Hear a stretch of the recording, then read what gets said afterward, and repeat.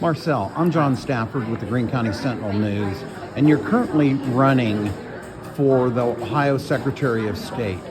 What separates you with your experience from the other, not only Republican candidates, but also the Democratic candidates? Real world experience. I have 20 years in the Air Force as an intel officer. I've handled a number of issues downrange, threat vulnerability, risks assessments, and that's what our election system needs. We need somebody to go in there and identify the weaknesses, areas of vulnerability for exploit. That's what the people of Ohio are looking for. Somebody with competence, character, conviction. And I'm not entering this race other than to do the job. Most people are just in this race to career climb. How do you feel about President Trump's position to eliminate electronic voting machines and go to paper ballots? That's justified because our votes are currently recorded inside of QR codes and barcodes. We can't actually see our votes when they're cast. And I think what he's indicating is that it's time for us to include transparency and accountability in the way that our votes are cast and counted. It's a long time coming, and unfortunately, our election systems have been co-opted by private industry, and it's not working in our interest. Political parties and industry have taken over the election system. When we look at Greene County, the Greene County Board of Elections has been a mess for a decade. How are you going to help clean up all 88 counties and their Board of Elections and make them more efficient and run how they're supposed to as per the Ohio Secretary of State guidelines? It starts with organizational leadership at the top. I want to give the Board of Elections both the means and the mandate that they have to be able to identify identity, residency, and citizenship information. Right now, they don't have the official tools, the data to do that, and it's critical that they have the means to do that. Otherwise, we're going to let people onto voter rolls who aren't supposed to be, and when that happens, bad things happen with third-party groups and others who take advantage of our elections. What would you do to deter and stop out-of-state illegal voting? What I would do is I would require anybody who leaves Ohio to surrender their driver's license, who does surrender their driver's license, to in effect give up their residency. So if you could leave Ohio, that's fine. It's not a problem with being able to still vote. But if you decide that you want to become a resident of another state and you give up your driver's license, that's you giving up your residency. And I would make sure Board of Elections and the Secretary of State share that information. And that's the way we would know that somebody's no longer an Ohio resident living outside the state. And that's how we would ensure that we can take them off the voting roll.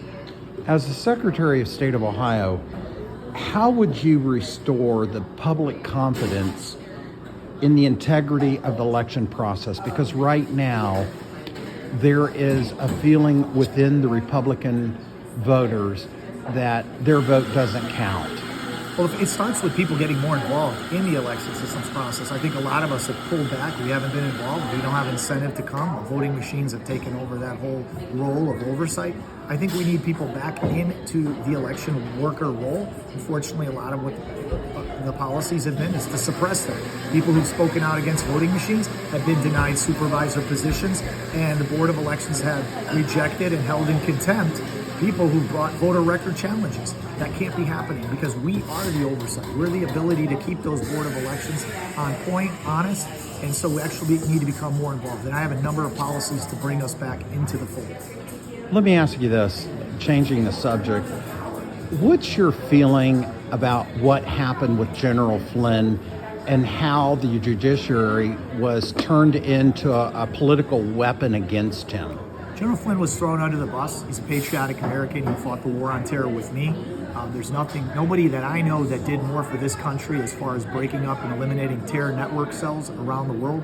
And the fact that he understands that the threat resides within this country now, and he's trying to voice that and make people aware and wake up because this country is under warfare.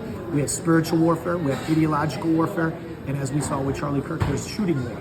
So we have all facets of warfare. So that's why you need a combat veteran with a clear understanding of the threat happening around the world, happening in Ohio.